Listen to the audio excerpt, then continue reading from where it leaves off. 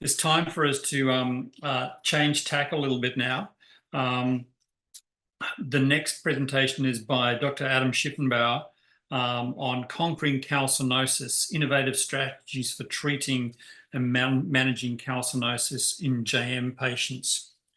We all know, well, many of us know Dr. Schiffenbauer extremely well. He's the deputy head of the Environmental Autoimmunity Group and is a clinical investigator in rheumatology. He's based at the NIH in DC. The group has some very lofty missions which really resonate with the foundation. The group's mission is to understand the mechanisms for the development of autoimmune diseases so that members can extend healthy lives and reduce the burden of illness and disability. A fantastic goal, Adam. Dr. Schiffenbauer leads several research studies with adult enrollments group. He serves as principal investigator for several NIEHS protocols, including investigational drug studies evaluating sodium thiosulfate for the treatment of calcinosis, as well as being an associate investigator on protocols across several institutes within the NIH. Serves as faculty at IIMs in the Rheumatology Fellowship Program and is an attending doctor on the Rheumatology Consult Service. And I would invite Adam to give his presentation today on conquering calcinosis, innovative strategies for treating and managing calcinosis in JM patients. Over to you, Adam.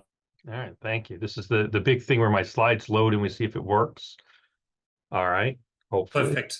All right, and I appreciate you giving me the full 3-hour block to talk about calcinosis because it's that exciting. So I appreciate that. I hope everyone brought a snack. And somebody has a hook, so they'll come for me. These are my disclosures, particularly the Hope Pharmaceuticals. So we do have funding for our drug study. So just a little background for people to start off here, because I know we have a bunch of myositis folk. But so calcinosis we define as heterotopic calcification of soft tissues. So this isn't true bone; it's really calcification of things that shouldn't be calcified.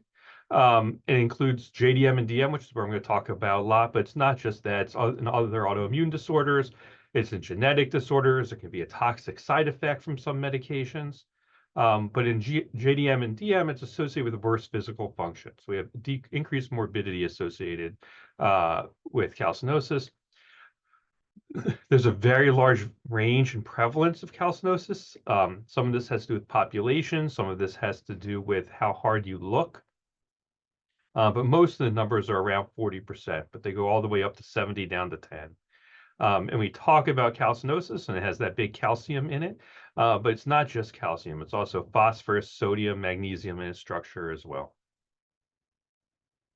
So I think it's super important. I stand by that. But it's very poorly studied. There's no standardized criteria for the evaluation of calcinosis.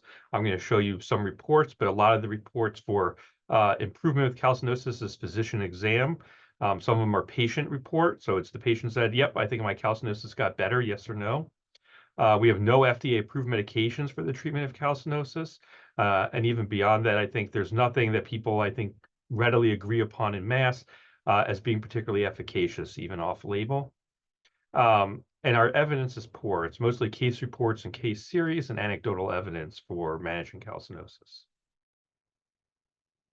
So I'm going to break up the treatment into sort of 3 areas. The first one's things targeting the underlying disease. So this is what we use to treat JDM or DM, and we think it'll help calcinosis too. Things that are particular to the calcium and calcinosis. And then I'm going to talk very briefly about mechanical measures at the end or near the end, not last. So first, and I think one of the most important things is the prevention of calcinosis. This was when they looked at patients who got calcinosis and not calcinosis, JDM, in a decent-sized study. There was no statistical difference in how many got pulse steroids. That's compared to a study later on where they looked at pulse steroids early with methotrexate versus later methotrexate, and they showed that the patients in the early group didn't get calcinosis. And this goes to the idea of trying to treat getting rid of that disease activity early more than the particular therapy was what was efficacious in preventing the calcinosis. Same thing, IV steroids and methotrexate at diagnosis. with IVIG certainly showed report. And we know this from some of our imaging studies as well, that on MRIs, areas you can predict where patients are going to get calcinosis based on where they have subcutaneous edema. So in our patients who get calcinosis, before they develop the calcium itself, they get subcutaneous edema, and it's highly predictive of the exact location where they're going to get calcinosis. And this leads to the idea that sort of the area under the curve that's important for preventing the calcinosis. So we have some patients who are very active and they get calcinosis faster, but there's also a large group of patients who get sort of smoldering disease, and we see a lot of these people later in life. So they're JDM, they're hard to manage. Somebody gets their muscle disease under control and they have a little bit of skin disease. And they say, you know what, you were very hard to get to this point with your muscles. You're good enough. And they have that skin disease that's sort of a low disease activity over time. And then eventually they start to develop calcinosis from that, with that idea that it's not just the high disease activity, but it's activity over time that ends up impacting them. So next is looking at the anti-inflammatory therapies. So IVIG has a lot of case reports of efficacy, but certainly case reports where there's lack of efficacy as well. There was a series of 5 out of 8 patients with a JDM and DM who had a response. Again, this is assessed by the treating physician for whether they improved or not. But I'll point out that all the responders also had a decrease in their muscle and rash symptoms, and all the non-responders didn't have a decrease in their muscle and rash symptoms. And this is going to be one of the ongoing questions that we have, is whether it's particular therapies are better for preventing or treating calcinosis, or simply treating the myositis more aggressively and getting it under control better helps calcinosis, period, sort of irregardless of what therapy it is, and our more efficacious therapies do better. Abatacept's an interesting one. So there was early case series and things saying that it was particularly efficacious. 4 patients who had improvement in pain and inflammation. But then a later series had 10 patients with 2 that worsened, and 1 patient who developed calcinosis on it. And we've heard from a lot of patients and physicians who have started abatacept for calcinosis during this first period, and they reported helping maybe a little bit, but if they had to stop it, the calcinosis very rapidly progressed afterwards. And it's not as well studied, but it's one of our concerns when we start abatacept in the calcinosis patients, whether it's going to be worse for them if they come off of it than it might be for other therapies. Thalidomide's one we use very little here in the US. I hear from our European colleagues, many of whom are on this call, that they're using it more and more for calcinosis. And I hear good things about it, but I don't see a lot of literature that's coming out yet for it. I hope that's coming our way, but not something we have a lot of personal experience with here, and the literature is not profound about thalidomide, particularly for calcinosis. Infliximab is an interesting one, and one we'll circle back to a second time later. There are reports 5 out of 5 who improved, but none with complete resolution, and 2 had development of new lesions. So again, what we're calling better becomes hard. But there are a couple other studies that have shown improvement there. 6 out of 13 patients and 15 out of 21 for 2 other studies. Colchicine is an interesting one. So we now we understand IL-1's importance in crystal diseases. And the idea was, well, it's important for crystal diseases. These are sort of crystals. So maybe if we treat them sort of like crystal diseases, we'll be okay. So colchicine and anakinra. There have been 3 case reports of success with colchicine. It is one of the things we tend to try more, particularly as an additional therapy for our patients who have calcinosis. And anakinra has been an interesting one. There's a case report of positive improvement. There's very little literature for it. The scleroderma patients have been getting anakinra for calcinosis. And the people I talked to over there have suggested that it helps a lot with pain, but almost nothing with the disease course. So we've tried it in some patients. I haven't been particularly excited about how they've responded, but it is something we work on, particularly in those patients who have severe pain with their calcinosis. Again, based off of what we've heard from the scleroderma community about their experience with anakinra. Rituximab did not do great. So 4 out of 4 JDM patients with severe calcinosis, 1 had improvement, 3 had a partial response, but then 6 JDM patients in another group, there was no response and no change in calcinosis. So it's lower on our list of things we try, although the same idea, and we certainly know things from the RIM study that it takes a long time for rituximab to work, whether we're really looking at the right time frame for when these studies were evaluating patients. I'm going to spend a little bit more time on JAK inhibitors. So they're new and different, and everyone's super excited, although we have a lot of new drugs coming our way. And initially, there was a lot of optimism that JAK inhibitors were going to be very good for calcinosis. There have been 2 studies that were sort of better about JAK inhibitors, one here at NIH run by Hannah Kim in the pediatric population, and then one at Johns Hopkins for adults. We've had more studies since then. But both of those reported improvement in calcinosis in some patients. And there's some idea that it may be particularly good for calcinosis. Again, this idea, is this a therapy that's just good for treating myositis and it's an oral pill and people are compliant with it, and therefore it does better, or whether there's something special about them in particular. So the smaller study, tofacitinib, 3-JDM, 2DM, with all improving calcinosis, one resolved. There's a more recent retrospective study from India that had 6 of 15 DM patients had improvements in calcinosis, again by physician exam. And then a JDM study from China. The numbers here I'm going to go through for a minute because they're a little confusing. So they report 15 of 20 patients had improvement in calcinosis, with 5 out of 20 resolved, but 3 out of those 20 actually developed their calcinosis on tofacitinib. So going into the study, they had 17 patients with JDM and calcinosis, started tofacitinib on all of their patients. 3 additional patients developed calcinosis, so they've used 20 as their denominator for calcinosis patients.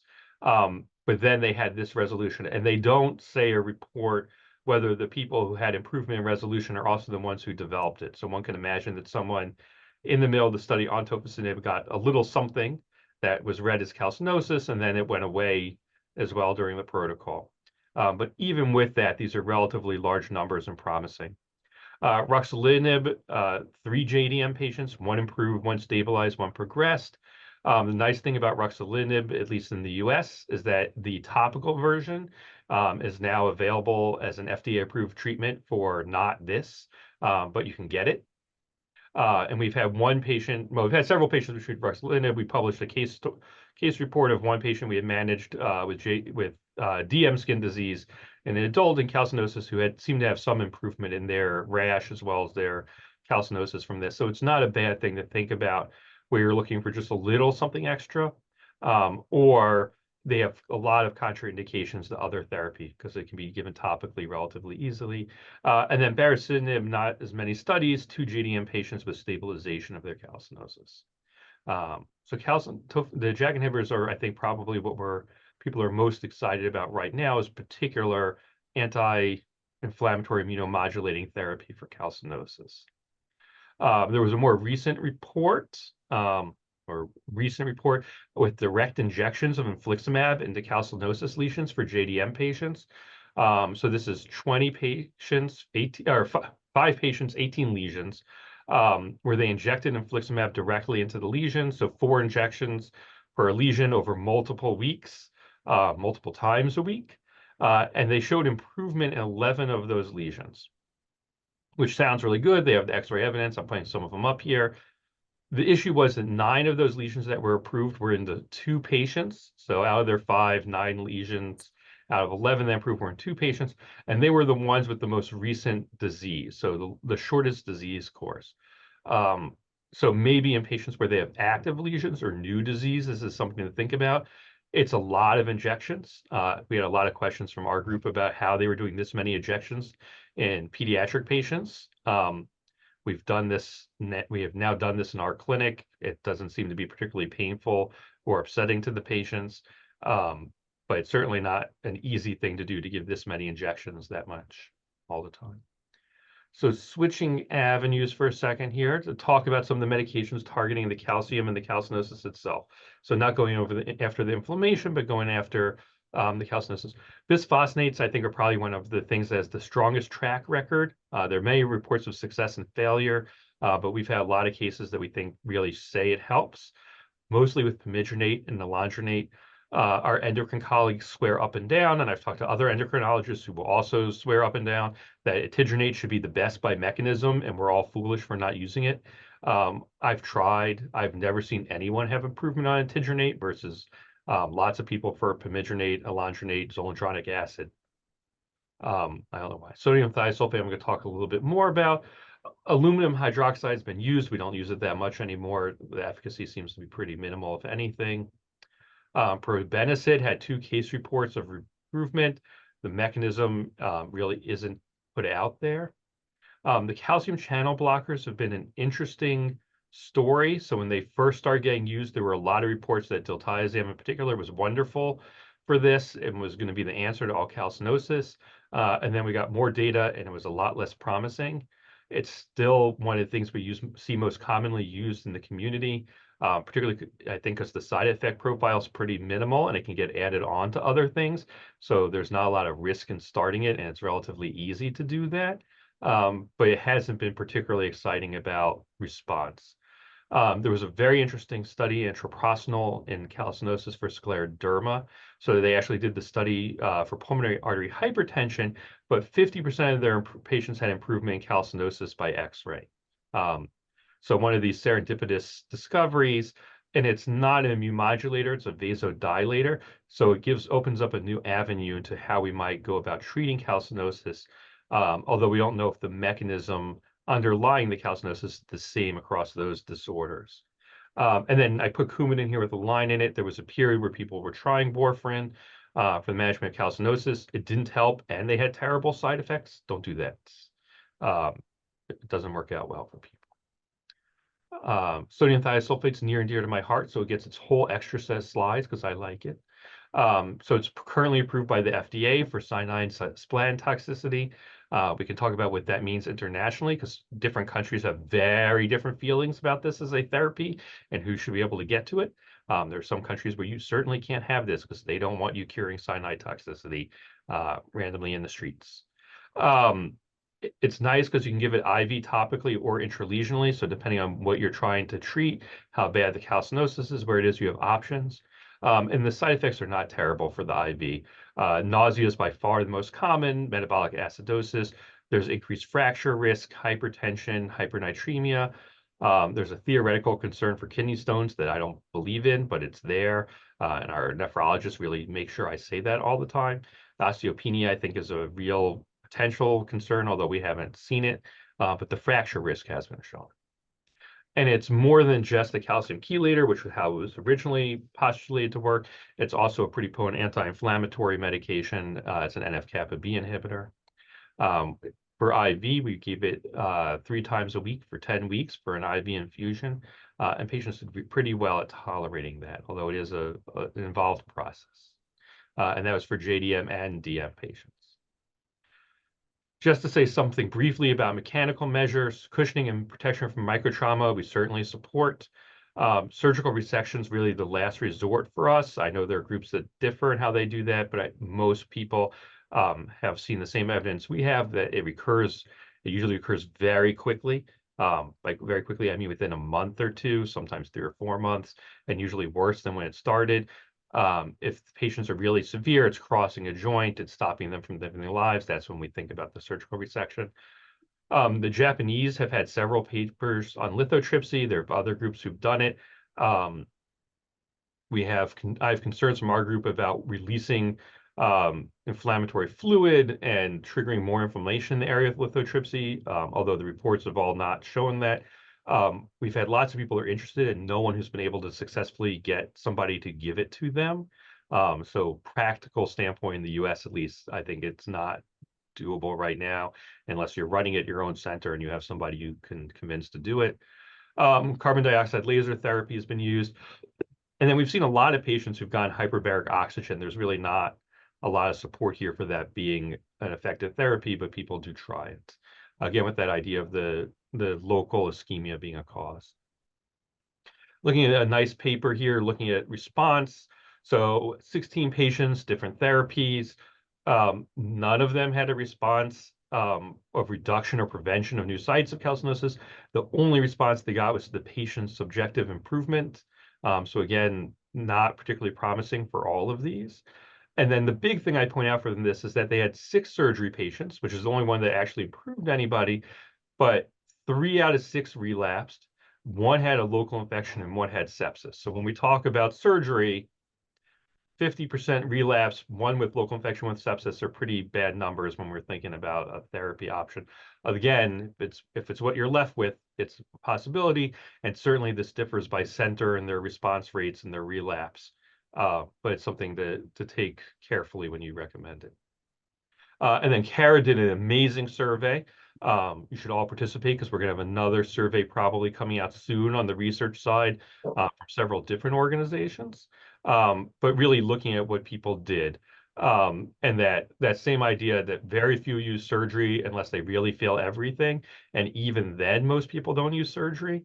Most people go for the immunosuppression first, and they're trying IVIG, steroids, methotrexate, CellCept, tacrolimus, colchicine, and cyclosporin, your normal medications. I'll point out this study was done before JAK inhibitors were more common, so you're not seeing them here, but that's a timing of the study, and I suspect they would be on that list and pretty high up there. And then you can see how the bisphosphonates and calcium channel blockers are sort of dominating the calcium-specific medications category about what people go after. So I'm hoping you come away with calcinosis as an important complication of JDM and DM, but also many diseases. There's really no clear best treatment option. This is about figuring out for your patient in particular what the best option is and knowing what they are. Controlling the myositis is the most important part and going after their underlying disease. That sodium thiosulfate that's new and interesting, works through a bunch of different mechanisms. And we need more research. We need more work understanding how to treat it, how to assess it. And I'd like to thank all the people who help us out. And I will now close this so I can read chat and answer questions. Maybe. Thank you. I was just going to say that it's now open for questions. There we go.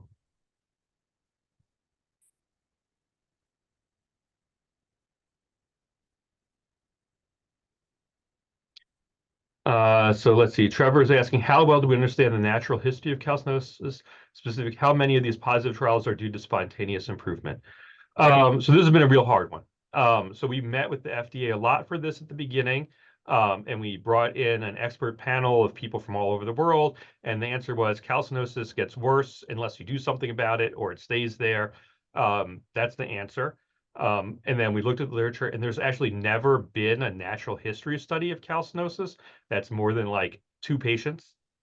No one's ever said, here's my cohort of like 10 calcinosis patients, and I followed them for X number of years, and this is what happened. And the literature has lots of case reports of, I have a person and they got better. So based on the literature, calcinosis would be a spontaneously time-limited resolving disease. And that's what the FDA looked at and said it's a spontaneous time-limited resolving disease.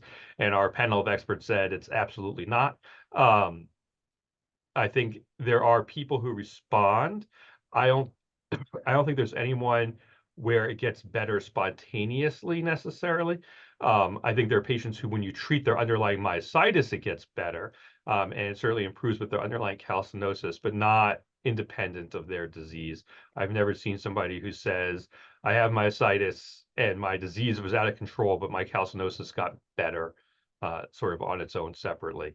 And I think even in patients who we've seen who have said, my calcinosis got much better with therapy, when we really image them and we look at them carefully, it's a lot of the swelling and the edema around the calcinosis that improves and makes huge differences for the patient, but not the therapy. It's not the calcium itself. The amount of actual calcium there remains relatively unchanged. Are there valid outcome measures we can implement for assessing calcinosis longitudinally? Oh, no, wait. Missed one. Were you able to control for delay in diagnosis when evaluating for efficacy of different treatments? So we've looked at that. Again, most of these are case reports and case series, so no. There's no control there for delay. A lot of these patients have had disease for a while before they're getting on calcinosis-specific therapy. So how much their delayed diagnosis matters at that point after they have it, we could discuss. But there hasn't been a strong sentiment that that's been a major issue. And we have a lot of patients who are JDM, but adults now. So they've had JDM with calcinosis for 40 years. We have a 70-year-old with severe calcinosis and JDM. So they certainly have had it, and they seem to respond differently. I think the kids, the younger pediatric patients do tend to get better faster and have more response.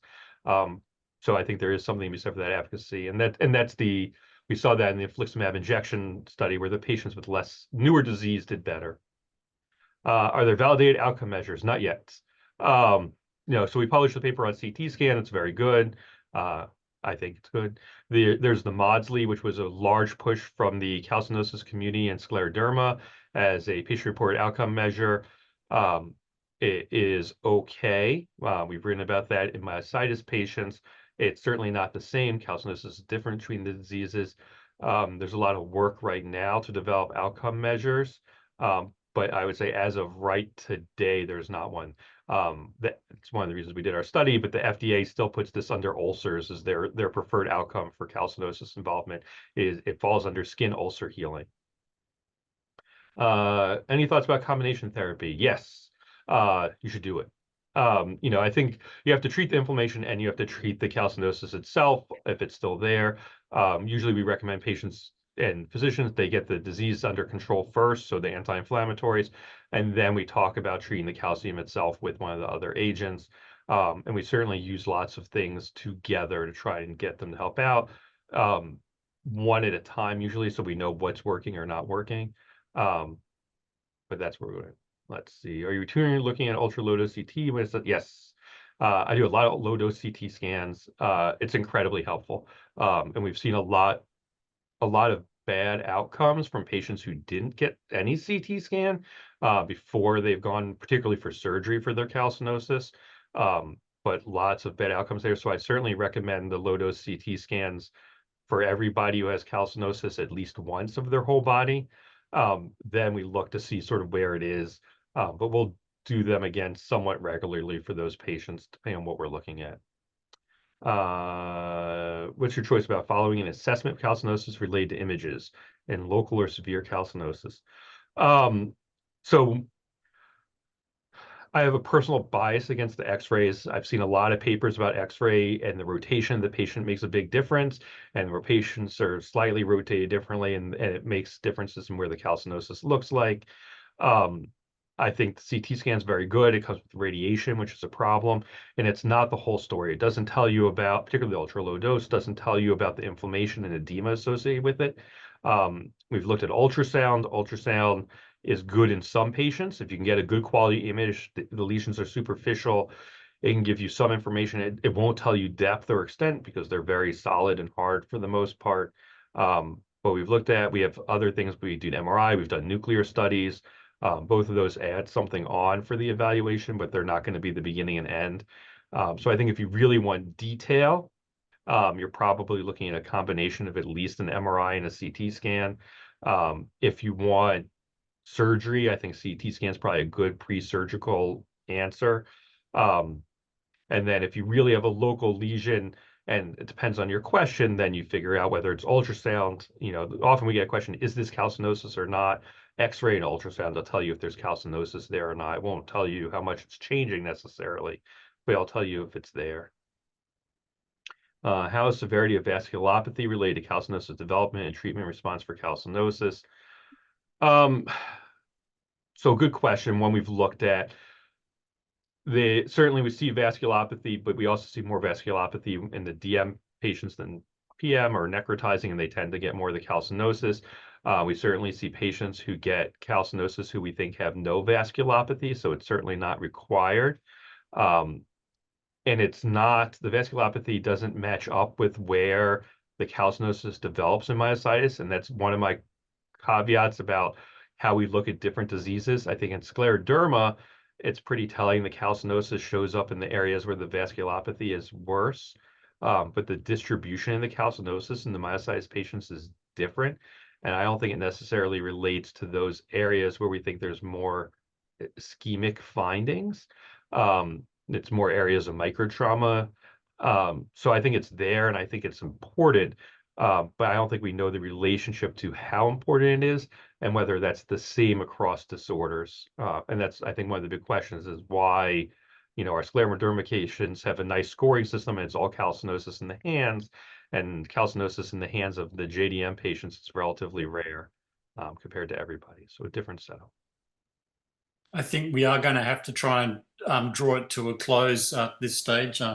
I'm conscious of it's so rare that we get one-on-ones with some of the folks that are online today and the ability to ask these questions. So I am giving some latitude, but I think in deference to some of the later speakers, I'd like to move on now. And Adam, thank you very much for a highly stimulating topic that clearly has raised several questions, and hopefully you've enlightened some of our online participants on how to manage calcinosis.